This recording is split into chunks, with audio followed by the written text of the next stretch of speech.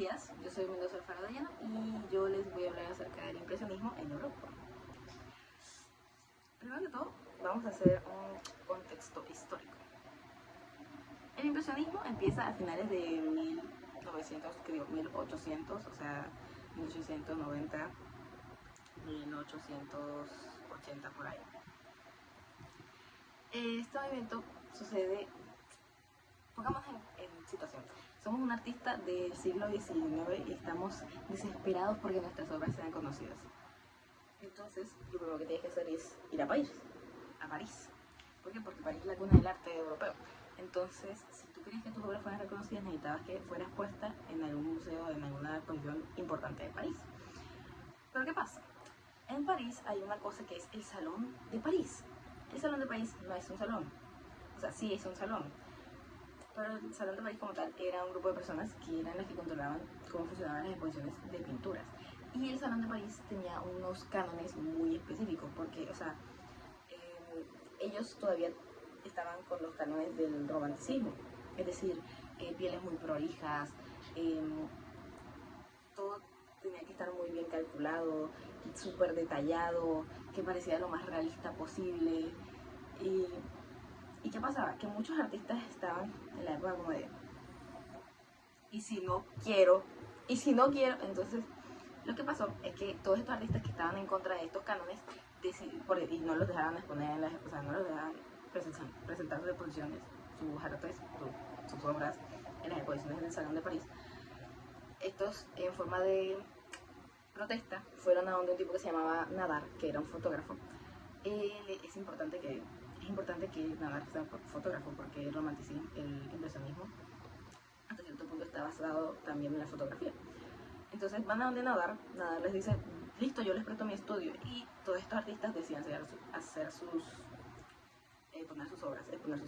Entre esos está Renoir. Y entre esos también está Monet. Todo el impresionismo es culpa de Monet. Lo que pasa es que Monet le dio, parece ser un ataque de esta estudiante promediotitis, es decir, él dijeron en enero, vamos a hacer la exposición, te invitamos, estás invitado, busca qué vas a exponer. Y Monet dijo, está chido. Pero como buen persona que sufre de estudiante promediotitis, él decidió dejar absolutamente todas sus obras para el último mes. Entonces, en un mes tenía que hacer 12 obras, creo que eran para la exposición. Entonces Monet estaba un poco en la frente. Entonces lo que hizo él es que hizo un montón de pinturas basadas en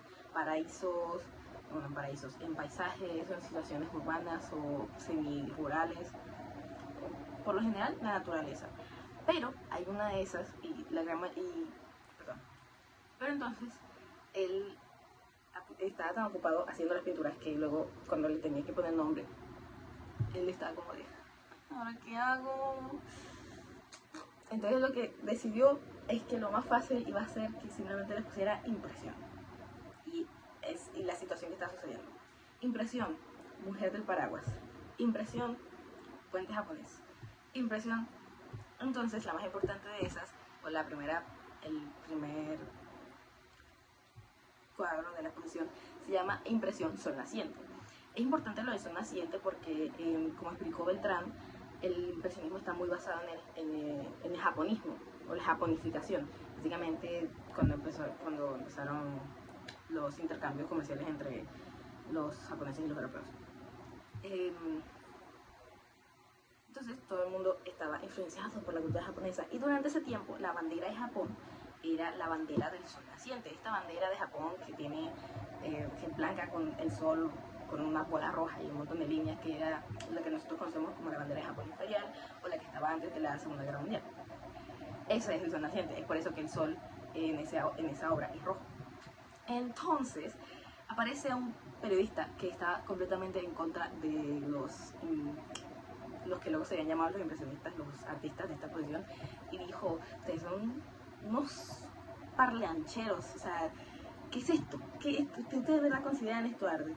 Mira esas pinceladas ahí sin terminar, esto es horrible. Claro, son como una impresión, no tienen dedicación, ni tiempo, ni nada. Así que los denominó impresionistas, en una crítica que le hizo en un periódico. Pero entonces aparece un señor súper importante que se llamaba... Oh my God, se me acaba de olvidar su nombre. Pausa. Volví. El señor se llamaba Durand Ruel.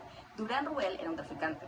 Entonces, él lo que hizo fue que fue a donde Monet después de la exposición, él se vio como, wow, esto es increíble, es muy parecido, o sea, muy parecido.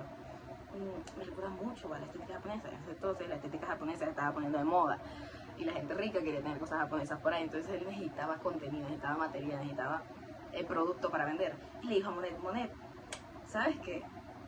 Estos cuadritos que estás haciendo se medio que la gente les está empezando a gustar. Entonces, hagamos una cosa. Yo necesito vender y tú necesitas plata porque eres pobre, eres un artista. Mentira. Entonces yo te compro las pinturas y las vendo. Y Monet le hizo, dale.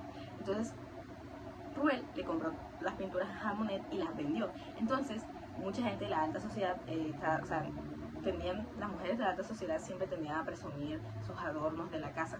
Entonces entre mujeres sobre todo se fue esparciendo el nombre de Monet, de Roi, de Venezi creo que es, no me acuerdo. Entonces estos artistas empezaron a ser muy populares por su técnica y entonces, como se hicieron a ser populares, necesitaban un nombre. Y como les habían llamado impresionistas en ese crítica de periódico de no me acuerdo quién, entonces decidieron que el movimiento iba a ser el impresionismo. Hasta ahí llegamos con el contexto histórico, épico. Ahora pasemos a comentar el impresionismo. El impresionismo básicamente es un movimiento del arte, sí. Ya les expliqué de dónde salió. Y el impresionismo tiene una característica. El impresionismo va después del romanticismo y antes del impresionismo, antes del expresionismo y después del romanticismo. El problema con el impresionismo es que fue un periodo súper corto porque, o sea, a finales de 1800 y al inicio de 1900. Pero es que al inicio de 1900 ya empezó el expresionismo por culpa de Van Gogh. Que de hecho Van Gogh es expresionista, pero también es impresionista. Y como empieza el impresionismo, pues el impresionismo casi que desaparece, a pesar de que Monet sigue haciendo sus pinturas características. Entonces es un periodo muy corto y no se puede desarrollar a tanta profundidad. Aparte de eso, se dio en el arte de la pintura, no se dio en la escultura, en la música y en la literatura se dio tan poco que si tú buscas literatura del impresionismo te van a aparecer libros relacionados a las obras de cuadros del impresionismo y no a ningún autor que se caracterizó por esto, ya que al fin y al cabo todo esto surgió gracias a artistas, a pintores. Entonces, el impresionismo tiene tres características principales. Primero que todo, el juego de colores. El romanticismo tiene una característica y es que el tipo de técnica, las sombras sobre todo, se hacían con colores negro, marrón o gris. Y eso hace que las pinturas de romanticismo sean muy sucias o, por así decirlo, muy viejas, muy oscuras. Hay partes que no lo ven en imágenes en internet y parecen un vacío. Entonces, eso es una característica que el impresionismo borra por completo, porque las sombras del impresionismo empiezan a ser de colores azules, celestes, verdes, amarillos, rosas, y todo eso no se queda como de ¡wow! La teoría del color la están aplicando, es épico.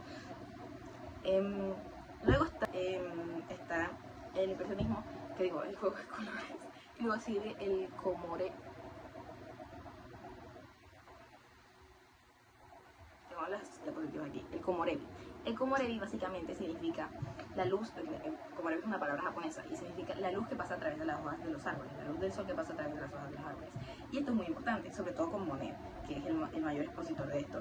Y es que en el impresionismo, como la inspiración venía desde Japón, los japoneses no es que estudiaran mucho la luz, pero el impresionismo se caracterizó por el estudio de la luz debido a esta frase, a esta palabra japonesa. Entonces Monet tenía la característica también de que hacía estudios de luz, es decir, utilizaba el mismo paisaje y se paraba ahí durante diferentes horas del día simplemente a pintar el paisaje. Y el ejemplo más claro de esto es la capital de Rouen, no me acuerdo la verdad cómo se llamaba, la catedral de Rouen.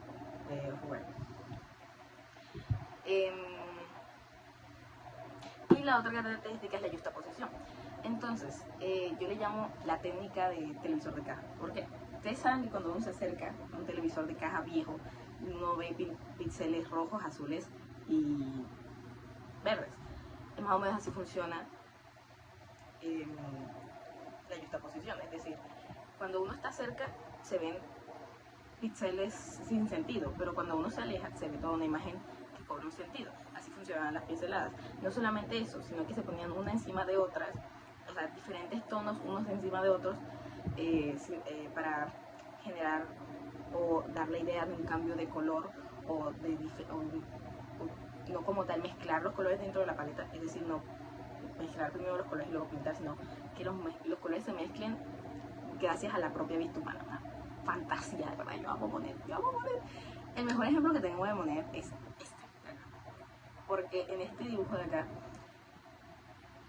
voy a explicarles cómo funcionan esos arbustos que están ahí. Esos arbustos tienen alrededor de no sé cuántas capas. En fin, esos arbustos lo que hizo Monet fue primero pintó una capa de un verde, luego pintó otra capa de otro verde y luego otra capa de otro verde. Ya van 3 verdes. Ahí luego decide pintar las rosas. Entonces las rosas son un color de rojo. Pero como las rosas no pueden ser solamente con un color de rojo porque no quedan, o sea, quedan muy planas, decidió poner otro tono de rojo. Entre eso pone tonos más oscuros de verde y tonos más claros de verde. Alrededor y casi por encima de las rosas. Y por último decide poner pinceladas casi que completamente amarillas para demostrar que la luz, hay rayos directos de luz del sol que están pasando a través de las hojas y queda espectacular. Esta pintura es hermosa. Yo amo a Monet, de verdad, amo a Monet. Entonces, hablando de Monet, pasemos a los autores. Hablemos de Van Gogh y de Monet. ¿Por qué voy a hablar de Van Gogh y de Monet solamente? Y si Van Gogh es expresionista, dirán ustedes. No, Van Gogh empezó como impresionista, no como expresionista. Entonces, pasa a resulta que acontece que, como ya les dije, Monet inició básicamente todo este revuelo del impresionismo y, por así decirlo, muere con Van Gogh, porque Van Gogh da inicio al expresionismo. Bueno, es su mayor exponente. Entonces, empezamos con Monet. En Monet, como ya les dije, tenía mucho a dedicarse al estudio de la luz, demasiado. Hay muchas de sus obras en las que la luz resalta las figuras y otras obras en las que simplemente les llama colecciones, por ejemplo la colección de la Catedral de Rouen, o hay otras dos que no me acuerdo cómo se llaman, pero también las voy a poner aquí. La inspiración japonesa es algo que inspiró a ambos, tanto a Monet como a Van Gogh, tanto así que hay una obra de Monet que es una de las más famosas, que es el puente japonés. El puente japonés también tiene este estudio de color, es decir, Monet pintó este mismo puente, bueno, no sé si es el mismo, pero lo pintó en diferentes épocas, en donde hay veces que las plantas se ven más, las flores ya están florecidas, o las plantas se ven más, con colores más fríos, es decir, el estudio del juego de color y el estudio de la luz. Y esta inspiración se puede decir que culmina con la obra La Japonesa. En este dibujo, básicamente lo que hace Monet es que, como los impresionistas estaban bastante inspirados en las estampas que venían de Japón, en las que como la ola de Nagasaki, la ola de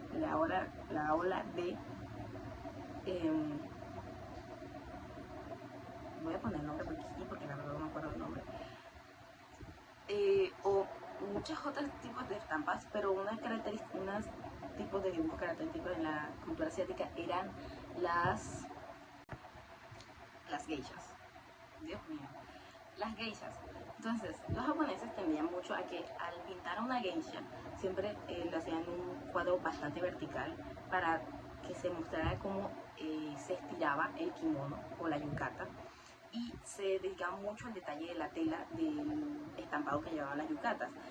En las japonesas de Monet básicamente es como su reinterpretación de este tipo de estampas, de este tipo de obras japonesas.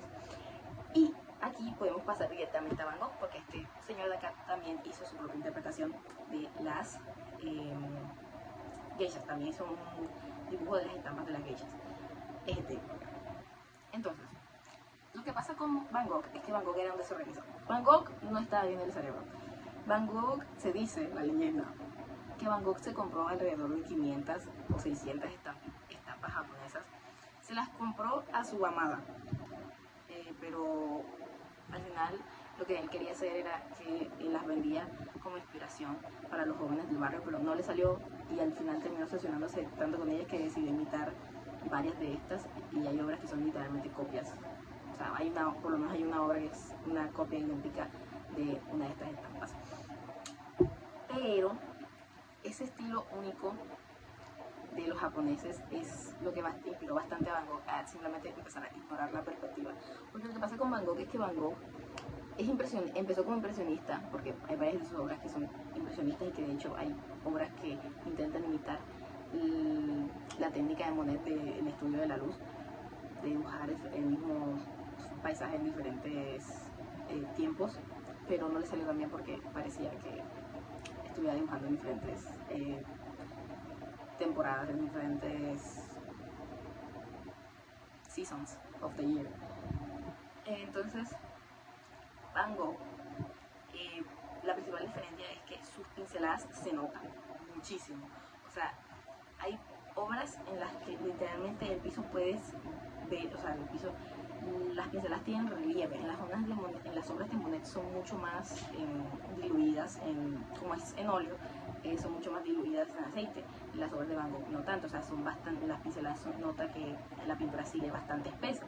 Y eso es una característica muy importante porque le da un toque sucio a sus obras. Aparte de eso, suele utilizar mucho el amarillo, ni siquiera limpiar la paleta, entonces terminan combinándose los colores de una manera muy extraña, pero es lo que le da su toque personal a Van Gogh. Luego Van Gogh deja de participar como impresionista y se vuelve el principal exponente del movimiento del expresionismo. Y hasta ahí, durante esa época, Monet sigue haciendo sus obras, pero lo que es el apogeo del expresionismo, entonces, por así decirlo, Van Gogh le dio muerte o le da muerte al impresionismo.